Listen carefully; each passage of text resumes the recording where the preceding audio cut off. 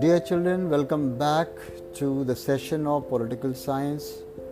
Today we are going to study something about political parties from chapter 6. Till now you have learnt that in the arena of democratic politics, political parties work as a vehicle of federal sharing of political power and also as negotiators of social divisions. Now in this chapter, you are going to know more about the nature and workings of political parties in our country. The very first question that arises in your or our minds is that why do we need political parties? See, a political party is a group of people who come together to contest elections and hold power in the government. They all agree on some policies and programs for the society and with a view to promote the collective good. Parties which are different, they reflect fundamental political divisions in a society. Thus, a party is known by which part it stands for, which policies it supports and whose interests the party upholds. So, a political party basically has three components. One, that it has got the leaders. Another, that there are some active members associated with a party, and some of them are the followers of the party. So, with these three components, political parties are formed and then they start functioning in our country. What do they do? What are the functions of political parties? Let us try to understand it now. Political parties fill political offices and exercise political power. Parties do so by performing a series of functions. Now, what are the functions? Parties contest elections. Secondly, parties put forward different policies and programs and the voters choose from them. Third, parties play a decisive role in making laws for a country. Fourth, parties form and run governments. Fifth, those parties that lose in the elections play the role of opposition to the parties in power by voicing different views and criticizing the government for its failures or wrong practices. Number 6, parties shape public opinion. And last but not the least, parties provide people access to government machinery and welfare schemes implemented by the government. So, this is why there is a dire necessity of political parties. We need political parties because they perform all the functions which are mentioned in your book. You will come across those important functions that political parties are involved into. But apart from these functions, political parties also help in representing different views on various issues to the government.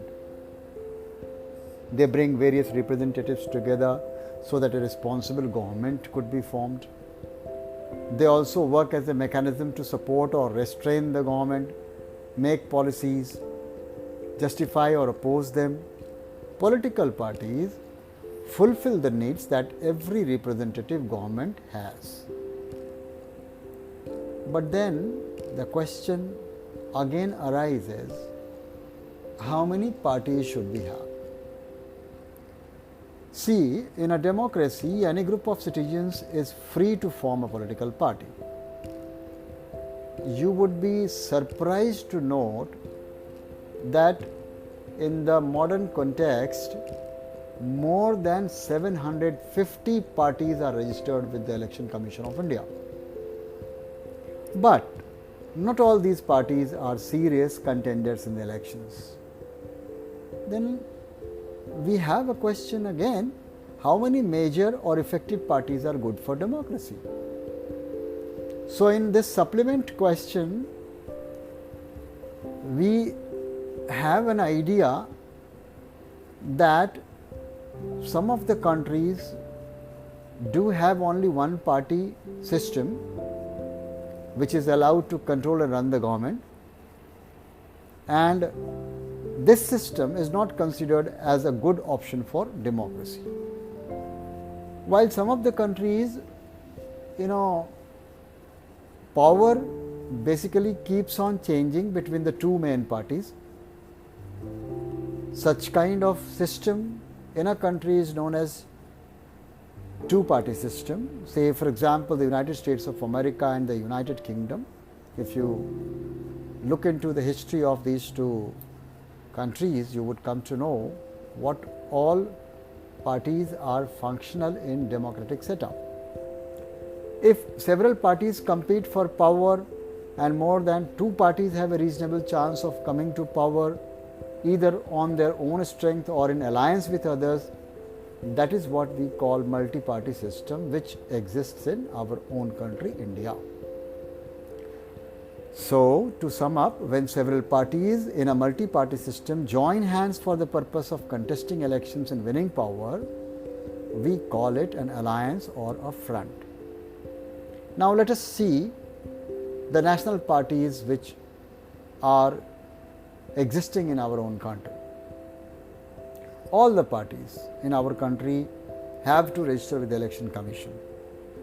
It offers some special facilities for large and established parties, there is no doubt about it, but literally the Election Commission has laid down detailed criteria of the proportion of votes and seats that a party must get in order to be a recognized party.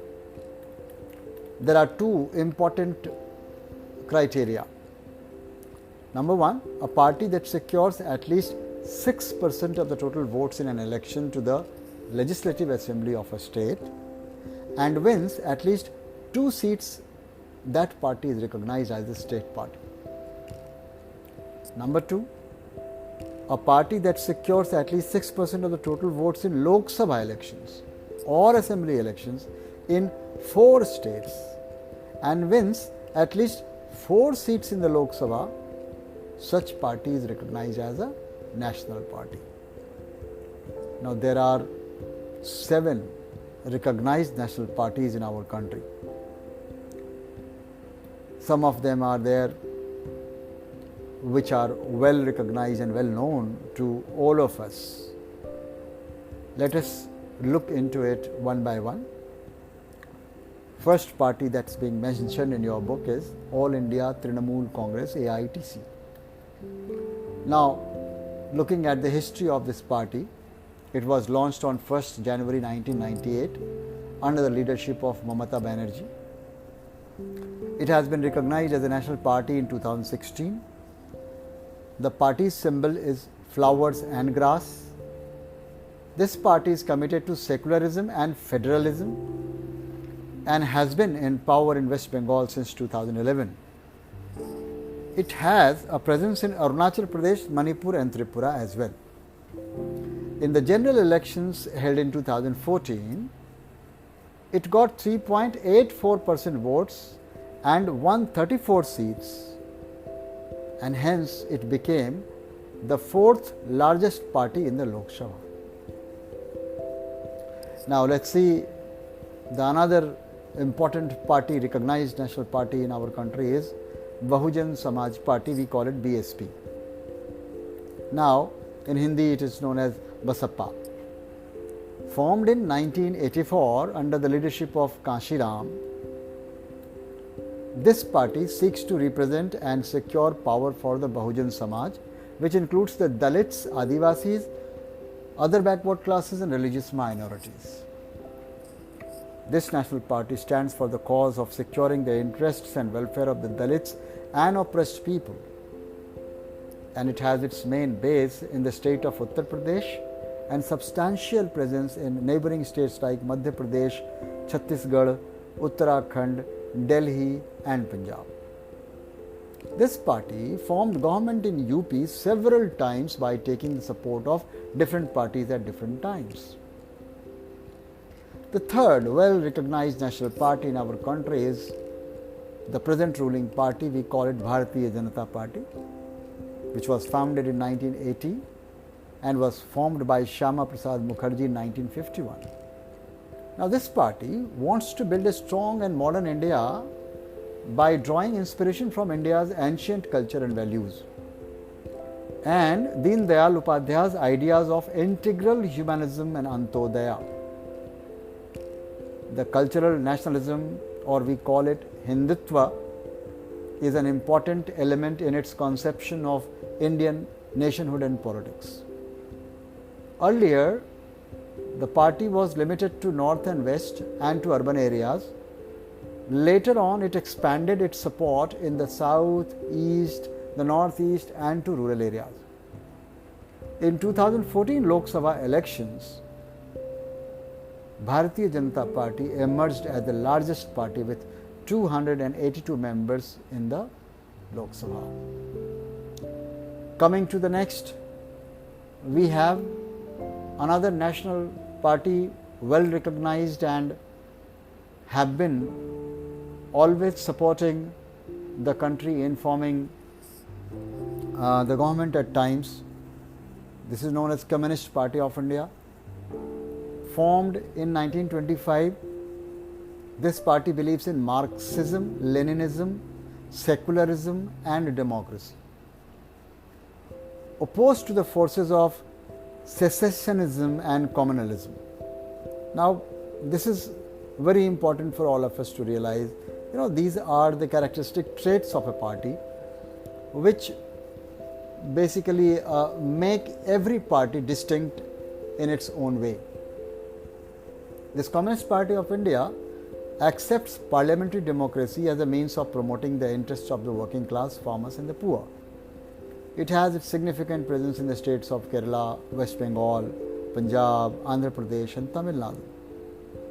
It secured less than 1% votes and one seat in the 2014 Lok Sabha elections. Now from this party came out another what we call as a supportive party. We call it Communist Party of India Marxist, CPIM. This was founded in 1964. This party also believes in Marxism and Leninism, but it supports socialism, secularism and democracy and opposes imperialism and communalism.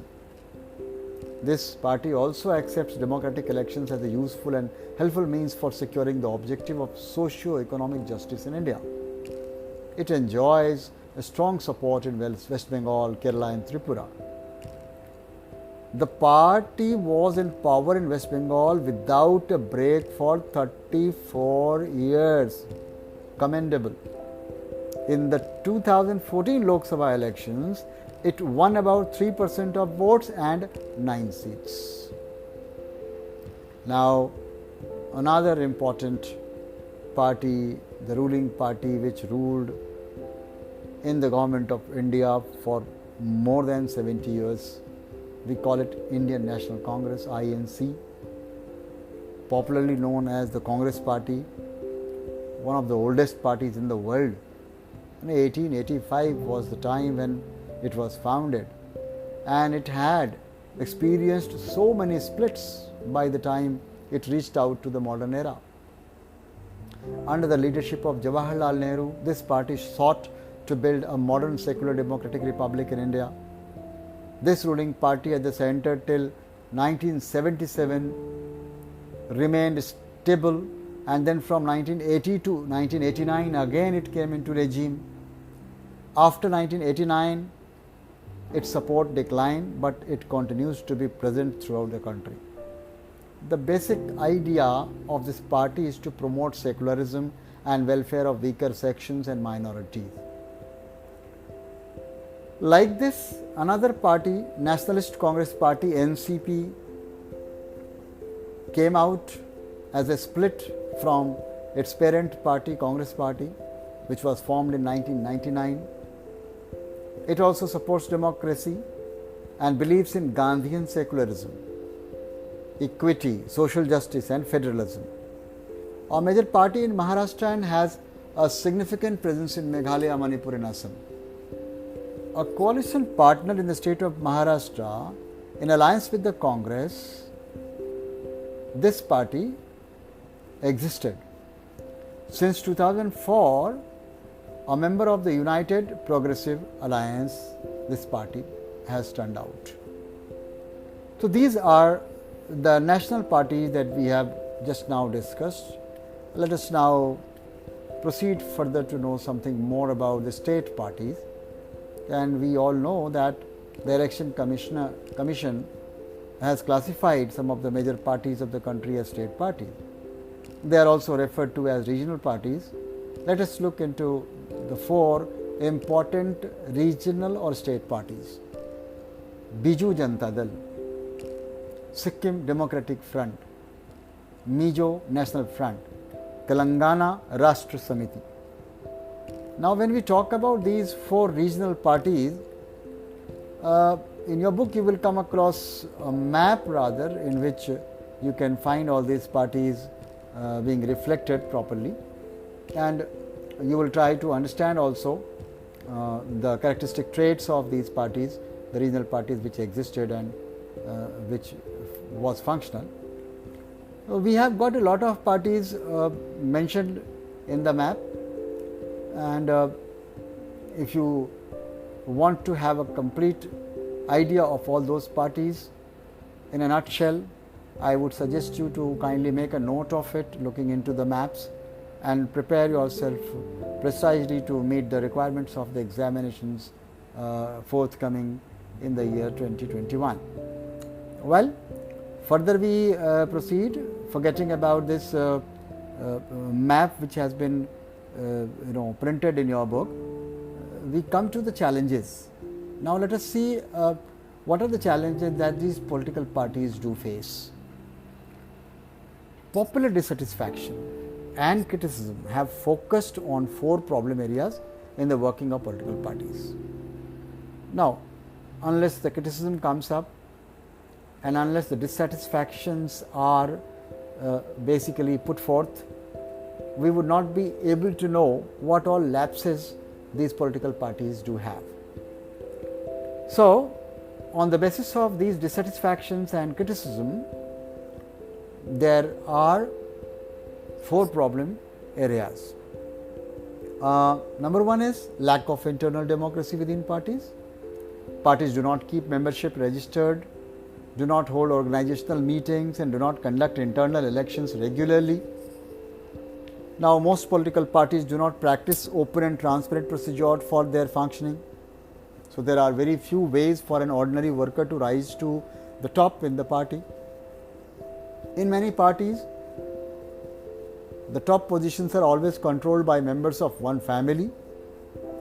The third challenge is about the growing role of money and muscle power in parties, especially during elections. We must have come across, when we talk about muscle power, the Bahubalis of the parties, who control the mob, and then with their threats and with their own hooligan attitudes, they force the voters to elect them or select them. Since parties are focused only on winning elections, they tend to use shortcuts to win elections, and in many cases we have come across these parties support criminals who can win elections. The fourth very important factor that came up out of the satisfaction and criticism in India is that people do not find parties to be a meaningful choice for their votes. Sometimes people cannot even elect very different leaders either, because the same set of leaders keep shifting from one party to another. So you have no choices. So, these weaknesses and the challenges that we've come across are to be looked into precisely by all the national and the state level parties, and there must be a well-woven thought to bring some reforms into it. But how can parties be reformed? Let us have a look at some of the recent efforts and suggestions to reform political parties and its leaders in India. The constitutional amendment was brought forth to prevent elected MLAs and MPs from changing parties. Now, it is said that the MLA and MP cannot change parties frequently. They have to be loyal and ethically working for a particular party that they have started up with. The Supreme Court passed an order to reduce the influence of money and criminals. Now, it is mandatory for every candidate who contests election to file an affidavit giving details of his property and criminal cases pending against him or her. The Election Commission passed an order making it necessary for political parties to hold their organizational elections and file their income tax returns. Besides these, many suggestions are made to reform political parties. The suggestions came up like a law should be made to regulate the internal affairs of political parties. Another suggestion came that it should be made mandatory for political parties to give a minimum number of tickets, about 1/3, to women candidates. Similarly, there should be a quota for women in the decision-making bodies of the parties. Third, there should be state funding of elections. The government should give parties money to support their election expenses also. There are many other ways through which parties can be reformed. People can put pressure on political parties. This can also be done through petitions, publicity and agitations. Political parties can improve if people who want change can join political parties. It is very difficult to reform politics if ordinary citizens do not take part in it and simply criticize it from the outside.